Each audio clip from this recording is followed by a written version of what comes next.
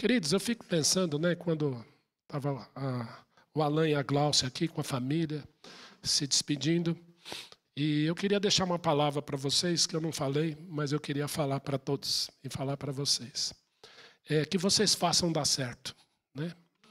Eu disse isso no domingo passado, quando despedimos de uma outra família. Estou dizendo para vocês, façam dar certo, que seja benção. Jesus disse: aquele que pôs a mão no arado não olhe para trás, e os frutos virão. Então que vocês vão com a bênção, com a alegria do Senhor, como muitos daqui saíram, né? E muitos chegaram também. Nós temos irmãos em outros países, Canadá, Estados Unidos, França, agora Espanha, Suécia, né? Inglaterra, Chile, e também outras cidades pelo Brasil, né? Então, Fortaleza, Vinhedo, Família Luz lá, né? Atibaia, gente que foi morar em Atibaia, Rio Claro, enfim, várias cidades, pode falar. Sorocaba, né? E São Caetano, que é super longe daqui, mas a gente sabe da questão da mobilidade. E a gente sabe, então, que é muito dinâmico o corpo de Cristo. E meu desejo, minha oração, é que vocês vão, né, vocês possam ir e que dê muito certo lá, né? Nós sempre oramos, pensamos, podia ficar mais ou mais um pouquinho. Não, a gente quer que dê certo, se essa foi a decisão, que dê muito certo, até porque nós temos já lugar para ficar, né, quando pensarmos em ir para algum desses lugares. Por que não Barcelona, né? Um lugar bonito, creio eu. É isso aí. Olha, escutei uns pentecostais dizendo amém, né? Tomo posse. É isso aí. Deus abençoe vocês mais uma vez. Lucas, capítulo 7, versículo 18. Meus irmãos, eu peço desculpa pela voz de pato, né? A sinusite pegou essa semana. Os irmãos aqui que me conhecem mais de perto sabem que frio e on não combinam muito. Estou amando esse veranico desses dias aqui, mas já triste porque vai virar o tempo essa semana. Mas oremos, né? Mas o Senhor sustenta e Ele nos dá graça. Lucas 7, 18, diz assim: todas essas coisas foram referidas a João pelos seus discípulos. E João, falando aí João Batista, chamando 2 deles, enviou-os ao Senhor para perguntar: és tu aquele que estava para vir, ou havemos de esperar outro? Quando os homens chegaram junto dele, disseram: João Batista enviou-nos para te perguntar: és tu aquele que estava para vir, ou esperaremos outro? 2 vezes. Naquela mesma hora, curou Jesus a muitos de moléstias e flagelos e de espíritos malignos, e deu vista a muitos cegos. Então Jesus lhes respondeu: ide e anunciai a João o que vistes e ouvistes. Os cegos vêm, os coxos andavam, os leprosos são purificados, os surdos ouvem, os mortos são ressuscitados, e aos pobres anuncia-se-lhes o evangelho. E bem-aventurado aquele que não achar em mim motivo de tropeço. Te agradecemos, Pai, pela tua palavra. Nós pertencemos a ti, nós queremos, Senhor, a tua graça sobre nós. Pedimos que o Senhor fale, Pai, ao coração de cada um, segundo o teu querer, segundo a tua vontade, porque sem ti nada somos, sem ti nada podemos fazer. Muito obrigado, Pai, pela tua palavra e pela fidelidade dela, por esse Jesus de Nazaré, que não falha, que não muda e permanece o mesmo hoje, ontem e o será para sempre. Em nome dele oramos e tudo te agradecemos, hoje e sempre. Amém. Amém. Nós vivemos uma época em que talvez cristianismo, ou a palavra, o nome Jesus Cristo, tenha ficado muito distante. Afinal de contas, estamos no ano de 2025. 2025. Eu não sei quantos de vocês têm mais tempo assim de vida, como eu, que viveu os anos 1900 e qualquer coisa. E eu estava lembrando aqui na semana passada, junto com uma irmã que veio nos visitar e despedir do Rogério e família, que nós tínhamos um irmão, um amigo em comum, que trabalhava com tecnologia, aquelas coisas. E ele estava em 1999 muito preocupado com o bug do milênio. Vocês lembram disso aí? E ele falou, olha, Ion, vai zerar, vai ter um problema. Se eu fosse você, começava a estocar feijão, aquela coisa toda. Né? E o ano 2000 passou. Eu lembro quando eu era criança, eu tinha medo do ano 2000, porque falavam que o mundo ia acabar, né? Não sei quantos lembram disso aí. Já se passaram 25 anos da virada de 99 para 2000. E aí fica aquela coisa, né? Será que Jesus esqueceu, né? Já estamos em 2025, hoje a tecnologia está aí. Tivemos uma aula hoje falando da igreja do futuro, de tecnologia. E eu fiquei pensando nesse texto aqui. João, muito provavelmente, estava vivendo dificuldades como profeta que ele era, talvez encarcerado. Ele sabia que a vida dele não iria longe porque ele estava denunciando o pecado. E a vida de profeta é essa vida mesmo de sofrimento. E no texto que nós lemos, nós vimos como João Batista, embora tivesse uma vida simples, humilde no deserto, né, vestido de peles e com uma dieta extremamente estranha para nós. O menu de João Batista era gafanhoto com mel. Eu não sei se você comeria isso. Né? Eu estava lá no Tocantins, fui visitar o Werner, e nós fomos dar um passeio lá na tribo. Gente, eu falei, que passarinho diferente. Ele falou, não é passarinho não, irmão, é gafanhoto. Grandão assim. E era azul o bicho, né? Voava assim. Falei, rapaz, e eu fiquei pensando em João Batista, né, comendo gafanhoto com mel. Essa era a vida dele, uma vida de extrema humildade e simples, mas João denunciava o pecado e os fariseus, as pessoas diziam, ele tem demônio. Então, essa era a dificuldade de João. João, assim como todo e qualquer judeu de seu tempo, esperava um Messias, redentor, um Messias que libertasse Israel do jugo romano e implantasse o seu reino imediatamente. Era essa a esperança do judeu, porque essa promessa é antiga, e isso vai acontecer ainda, viu, gente? Jesus não esqueceu, não.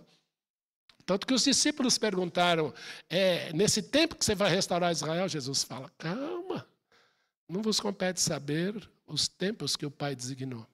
Então, tudo vai se cumprir, não se preocupa, tudo vai se cumprir, tudo aquilo que está no Antigo Testamento vai se cumprir. Muitas coisas não se cumpriram ainda, mas algumas já se cumpriram. E aí, então, João envia 2 mensageiros e pergunta, és tu aquele ou devemos esperar outro? Talvez nos dias de hoje nós estamos pensando isso aqui, muitos estão pensando. Eu não sei você, mas quando acompanha as notícias, começa a dar um certo calafrio. Tarifaço, corrupção. E agora? É para lá ou é para cá? Nós vamos ficando com medo. E aí agora a violência. A gente anda na rua como se não bastasse os assaltos, vem uns patinetes desgovernados. Eu quase fui atropelado na calçada essa semana. E ainda a moça que quase me atropelou caiu. Falei, Senhor, misericórdia. Que mundo é esse? Será que Jesus se esqueceu? Que era a pergunta, era a inquietação de João Batista. Senhor, és tu que deveria vir? E talvez João Batista tenha se esquecido que quando, ele nem lembrava, mas quando ele estava no ventre da mãe, Maria chega perto de Isabel, no ventre o menino se mexe. E ele é aquele que anuncia, ele prepara o caminho do Senhor. E quando Jesus chega para ele e fala, mas tu vens a mim? Eu não sou digno de desatar sua sandália. E batizou Jesus ali. E o tempo passa, João talvez inseguro, já estava com a faca no pescoço, literalmente, e ele fala, és tu que deveria vir ou devemos esperar outro? Será que Jesus esqueceu a rédea da história? Porque nós olhamos para o mundo, começamos a ficar às vezes preocupados.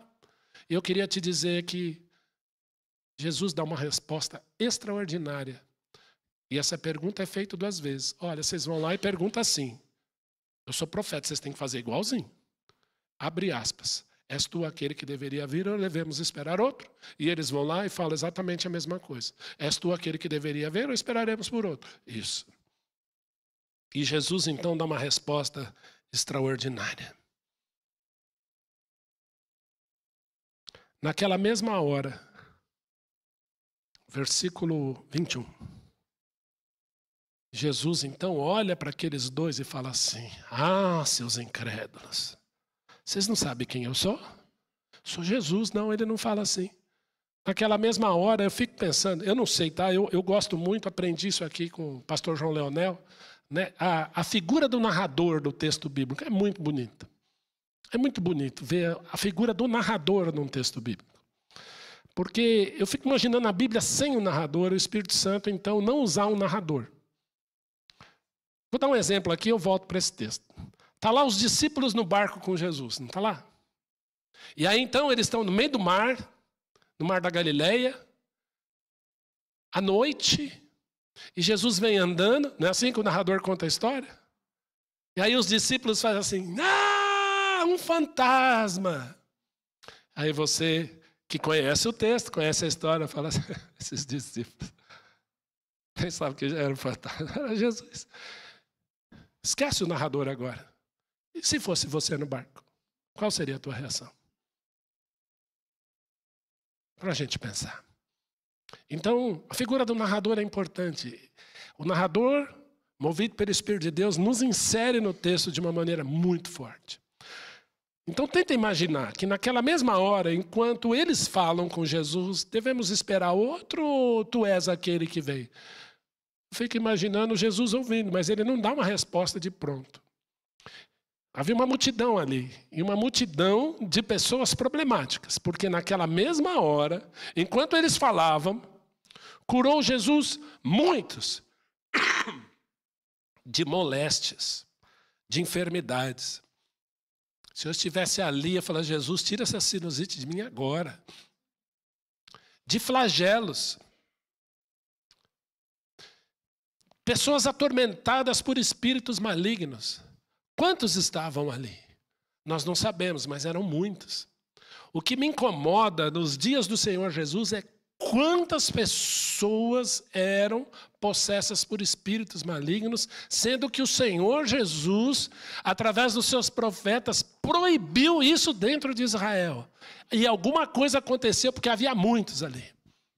E quando Jesus expulsa de um único homem uma legião, eles rogaram para que não fossem expulsos do país. Já leram isso na Bíblia?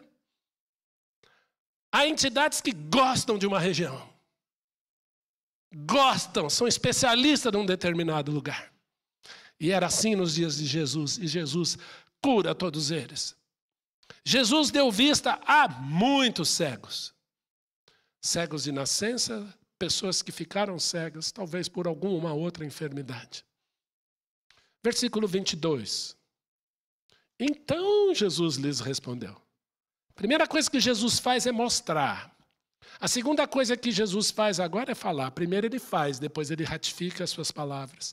E de anunciar a João o que vocês viram.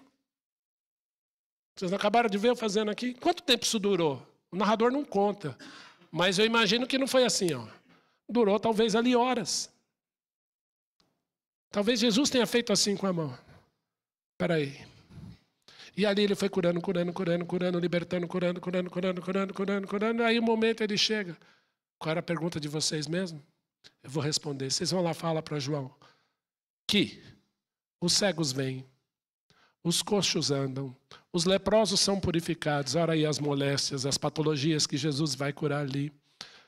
Os surdos ouvem, os mortos são ressuscitados e aos pobres anuncia-se-lhes o Evangelho. Isaías 61, parte 1, cumpre-se ali mais uma vez diante deles. O Espírito do Senhor está sobre mim, porque o Senhor me ungiu a pregar boa nova aos quebrantados, e enviou-me a curar os quebrantados de coração, a pôr em liberdade os cativos, os algemados, e a pregoar-lhes o ano aceitável do Senhor. Cumpriu-se ali. Eu pergunto, Jesus falhou? Devemos esperar outro? O cristianismo falhou? As perspectivas cristãs bíblicas estão ultrapassadas? Afinal, a Bíblia nunca falou em tecnologia? Será que não? Daniel 9:6 diz: o saber no futuro se multiplicará. No começo da humanidade, o homem já inventou tecnologia. Já queimou o tijolo só para fazer uma torre. E o Senhor intervém. A Bíblia nunca falou dos valores atuais, sabe, pastor, como autoidentificação de pós-humanidades, seres humanos totalmente longevos, autônomos.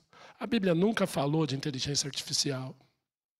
Uma aluna recentemente não, uns 2 anos e pouco atrás, disse para mim assim: professor, você não sabe, meu pai é pastor, e aí ele pediu para a inteligência artificial um sermão, porque ele não tinha preparado, e não é que a inteligência artificial fez, ele pregou e ficou bonitinho? Eu fiquei pensando, sai o Espírito Santo, entra a inteligência artificial.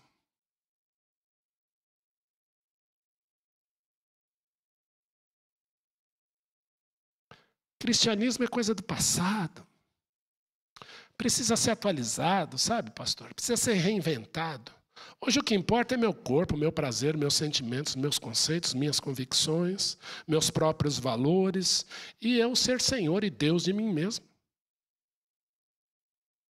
Não é isso que a gente tem ouvido? Eu pergunto, Jesus mudou? Jesus se esqueceu? Senhor, devemos esperar outro porque já passou tanto tempo. Daqui a pouco a gente vai ler um texto que é bem legal. Devemos esperar por outra coisa, afinal, aquele Cristo morto que prometeu voltar, não virá mais, não vai voltar mais, e nós cantamos aqui, Jesus virá. Eu estava vendo um debate entre o John Lennox, matemático de Oxford, cristão, e um homem ateu, e ele dizia, não há evidências, olha o que o homem falou para ele, não há evidências da vinda de Jesus.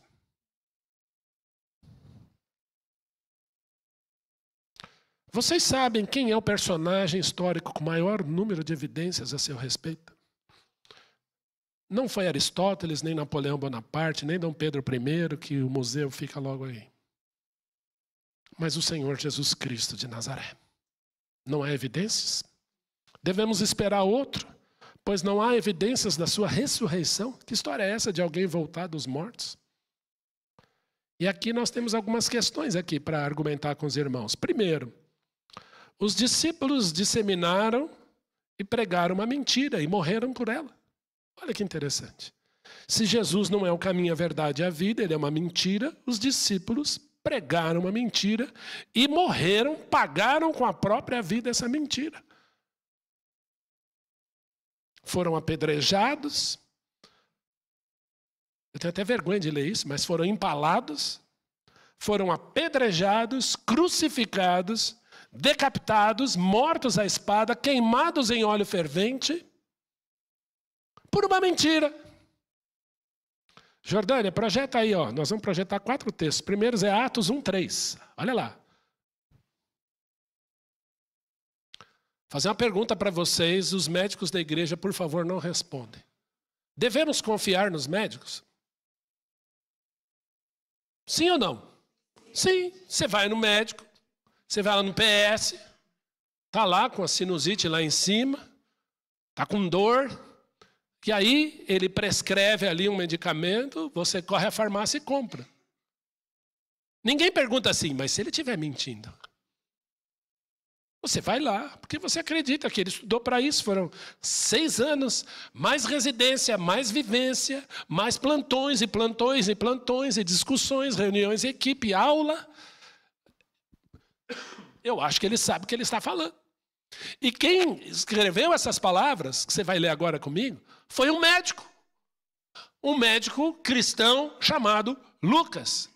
E o melhor grego, presta atenção, o melhor grego do Novo Testamento é de Lucas.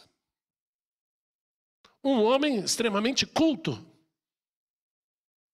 Ele disse o seguinte, Atos 1:3, a estes também, depois de ter padecido, falando de Jesus, se apresentou vivo, com muitas provas incontestáveis. Gente, é um cientista falando isso, um erudito falando isso, aparecendo-lhes durante 40 dias e falando das coisas concernentes ao reino de Deus. Como assim não há evidência? Versículos 30, Jordânia, do mesmo capítulo. Mesmo capítulo, versículo 30. Não tem? Então é o 2:30. Esse é o 2:30.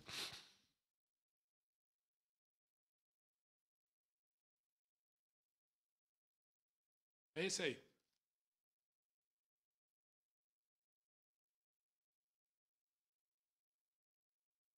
É o 2:30.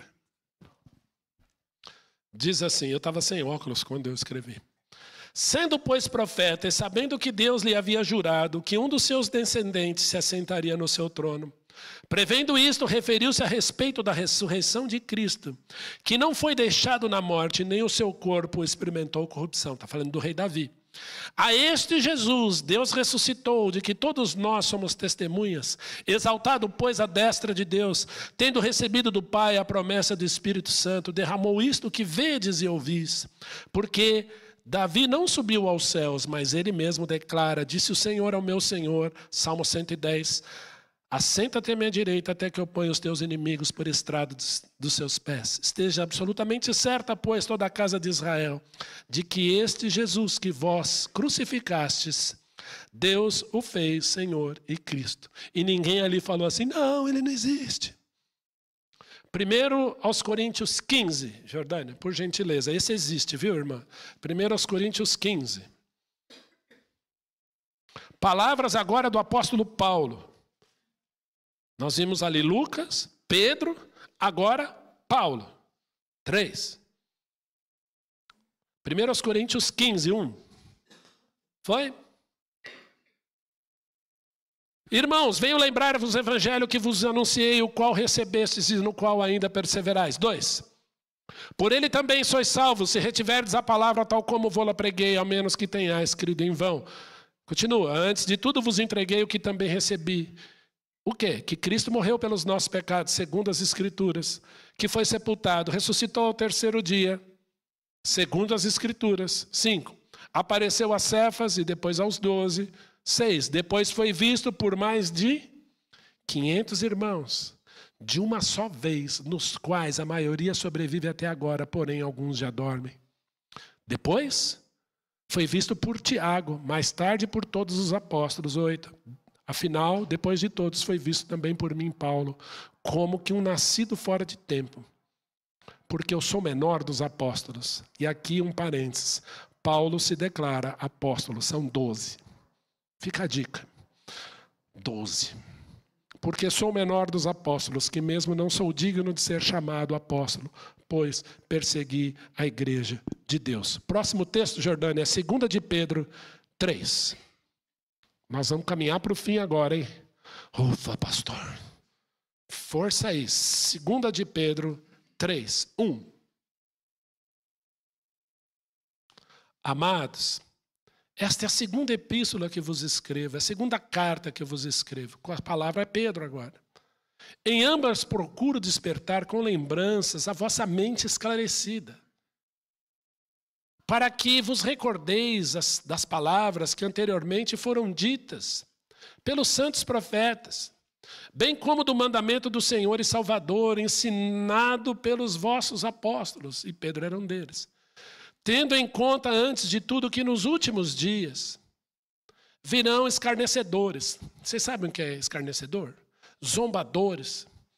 Uma linguagem mais aí popular, tirador de sarro, né? Sei lá a linguagem que você usa. É essa pessoa aí, com os seus escárnios, com as suas zombarias, andando segundo as suas próprias paixões. Mas esse é o jornal de hoje? Não, isso é Pedro lá atrás. E dizendo, onde está a promessa da vinda do Senhor? Desde que os pais dormiram, todas as coisas permanecem como desde o princípio da criação. Porque deliberadamente esquecem que de longo tempo houve céus, terra, o qual surgiu da água, através da água, pela palavra de Deus. Lembra as vozes de comando em Gênesis, pela qual veio a perecer o mundo, daquele tempo afogado em água, do dilúvio. Deus interveio ali. Continua.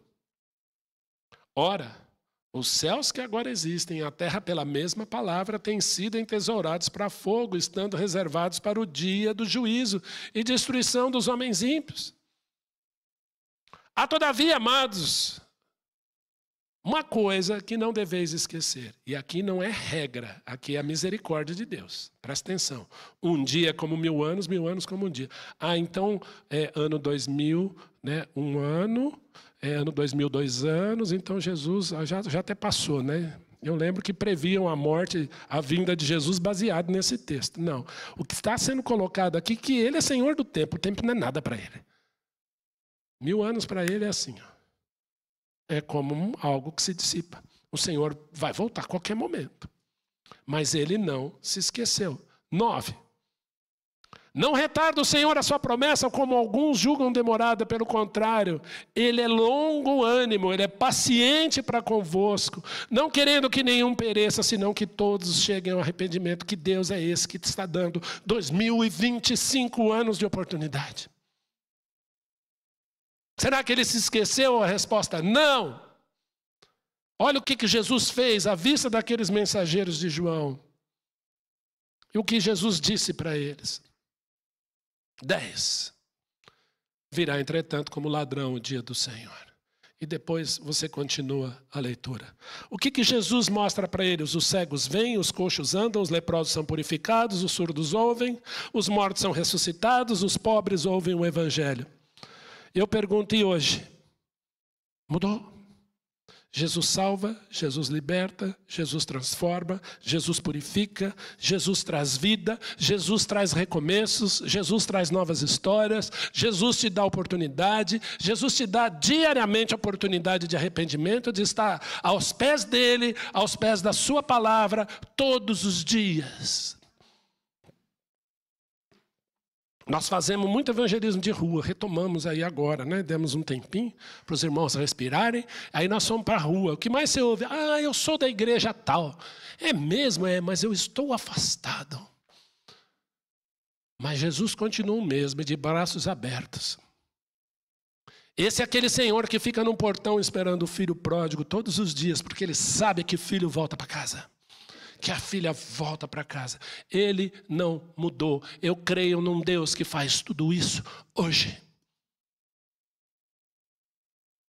Pastor, você ora por cura? Oro. Irmão está doente, a gente ora por cura. O Senhor vai curar? Eu não creio num Deus que cura com hora marcada. Então vai ter hoje, às 10 horas, a oração de cura e o Senhor vai curar. Eu não sei, eu oro por cura. Já orei por cura e já vi irmãos sendo curados. Já orei por cura e irmãos sendo levados. A resposta vem dele. Mas eu sei que esse Jesus trabalha hoje. Absolutamente hoje. Posso ir para um país de primeiro mundo, viver uma nova experiência, mas as carências, as demandas da alma humana são exatamente as mesmas. E Jesus é a solução para o pecador. Ele é o mesmo. E não precisamos esperar outro. Queridos, eu estou terminando. E eu queria deixar uma máxima aqui. Não existe baú espiritual. Não existe buraco espiritual onde o ser humano enterrará suas frustrações, seus traumas, suas perturbações, seus medos e principalmente os seus pecados. Não existe. Ah, está lá atrás, eu pus no baú lá, joguei no quarto escuro, enterrei. Um dia volta. A solução para o miserável, pobre ou rico, tecnológico ou nada tecnológico, celebridade ou anônimo, ainda é uma cruz. E o que Jesus Cristo fez ali? Vai e diga isso a João. Senhor, mataram os profetas, decapitaram os apóstolos, decapitaram a João e a Paulo, matam missionários hoje. E eles sofrem privações, mas Jesus continua sendo o mesmo ontem, hoje, e o será para sempre. Ele não passou, ele não se esqueceu, Jesus Cristo vai voltar. E prepare-te para o encontro com Deus.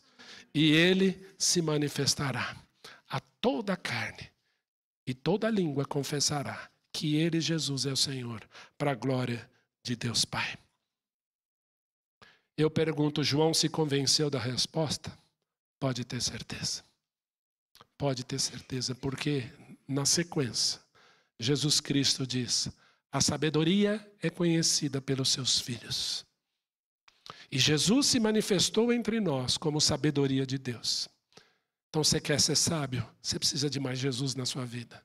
Você quer ter certezas nesse mundo? Você precisa de mais Jesus na sua vida. Seja lá o que vier, façamos que nem o apóstolo Paulo. Eu sei em quem tenho crido e que Ele é poderoso para guardar o meu depósito até aquele dia. Amém?